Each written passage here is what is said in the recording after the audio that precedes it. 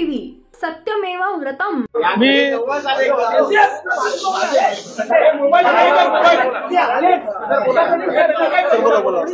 जगभरातल्या गणेश भक्तांना मी गणेश पर्वाची खूप खूप शुभेच्छा देतो।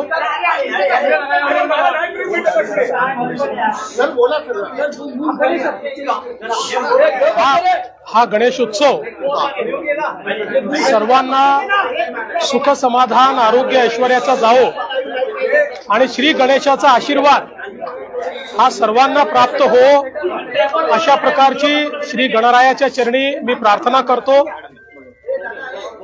आणि गणरायाला ही पण प्रार्थना करतो की पुढच्या वेळेस पासनं तुम्ही सगळे अधिक ऑर्गनाइज होऊन कमी दंगा कराल अशा प्रकारची गणेशाच्या चरणी प्रार्थना करतो। पण गमतीचा भाग वेगळा आहे। हे पर्व अत्यंत महत्वाचं पर्व आहे। आपल्या सगळ्यांना माहिती आहे की श्री गणेश आपले आराध्य दैवत आहे, ते आपले विघ्नहर्ता आहेत।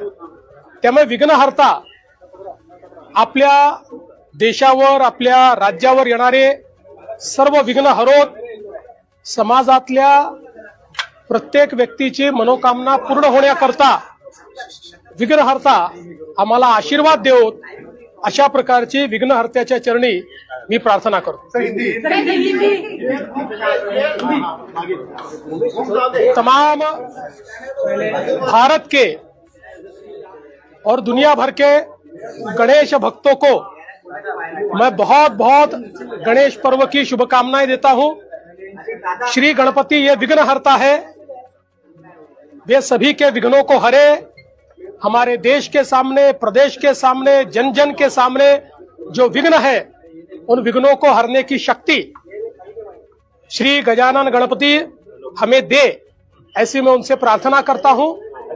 और बड़े हर्षोल्लास के साथ हम इस पर्व को मनाएं और मनाते समय कानून व्यवस्था का भी ध्यान रखें, ऐसी सबसे प्रार्थना करता हूं। राज्य उत्सवाचा दर्जा दिल्यानंतर हा पहिलाच गणेशोत्सव होतोय।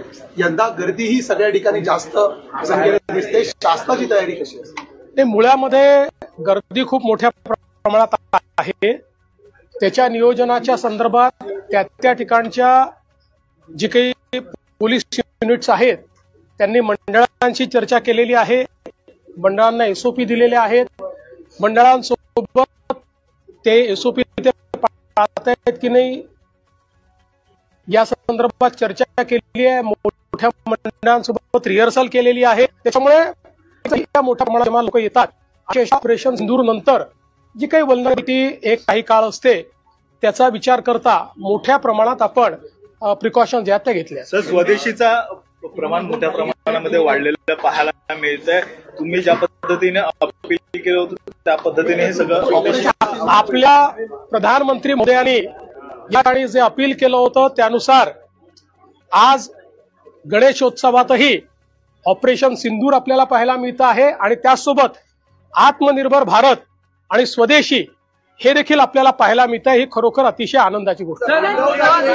जो अपील की थी ऑपरेशन सिंदूर के बाद कि स्वदेशी लेकर आए और खास करके टैरिफ के बाद तो प्रधानमंत्री ने कहा था ज्यादा से ज्यादा संख्या में अगर भारत में चीजें बने और भारत से ही उसका असर कितना दिख रहा है? देखिए, आज मुंबई और महाराष्ट्र में गणेशोत्सव में आत्मनिर्भर भारत और स्वदेशी का बोलबाला दिख रहा है और ऑपरेशन सिंदूर की भी बड़े पैमाने पर चर्चा हमको दिखाई पड़ रही है। प्रधानमंत्री जी ने जो देश को एक आह्वान किया था उसके ऊपर लोगों ने उसको एक जन आंदोलन के रूप में स्वीकारा है। गणपति विघ्नहर्ता देवता है। भले ही अमेरिका ने 50% टैरिफ लाद दिया हो, लेकिन हमारे भारतीय बाजार आपको कितने स्ट्रांग नजर आते हैं? महाराष्ट्र इस तरह से स्ट्रांग नजर आता है। देखिए, जब एक रास्ता बंद होता है तो कई रास्ते खुलते हैं। हमारी नजर भी पैनी होती है, हमारी नजर भी विस्तृत होती है, इसलिए कई रास्ते खुलेंगे और हम लोग इस चुनौती को अवसर के रूप में इस्तेमाल करेंगे, यही प्रधानमंत्री जी ने कहा। उद्धव ठाकरे हे आज एकत्र येताना दिसत आहेत, गणेश उत्सव आहे, दोघंही भाऊ एकत्र आहेत, निवडणुकीच्या दृष्टीनं देखील कुठंतरी हे पाऊल आहे। मला असं वाटतं की श्री गणेशाने सुबुद्धी दिली आहे, त्यामुळे भाऊ एकत्रित आहेत, ते एकत्रितच राहावेत, अशी सुबुद्धी त्यांना मिळत राहावी अशी गणेशाच्या चरणी प्रार्थना अरे एखाद्या दिवशी राजकारण सोडून द्या, आज विघ्नहर्त्याचं बोलू आपण, काय राजकारणाचं कमी जाईल तुम्ही स्थापन करण्याचा निर्णय दिलेला आहे। राज्यातली एकंदर देशातलं पहिलं राज्य असं ठरलेलं आहे की जी वॉर रूम करते टॅरिफसाठी। आम्ही असं ठरवलं आहे की वेगवेगळ्या बाजारपेठा उघडण्याकरता, वेगवेगळ्या देशांमध्ये व्यापार वाढवण्याकरता आणि ग्लोबल कॉम्पिटिटिव्हनेस करता जे जे काही रिफॉर्म्स करण्याची आवश्यकता आहे ते रिफॉर्म्स करण्याकरता आम्ही वॉर रूम उघडली आहे।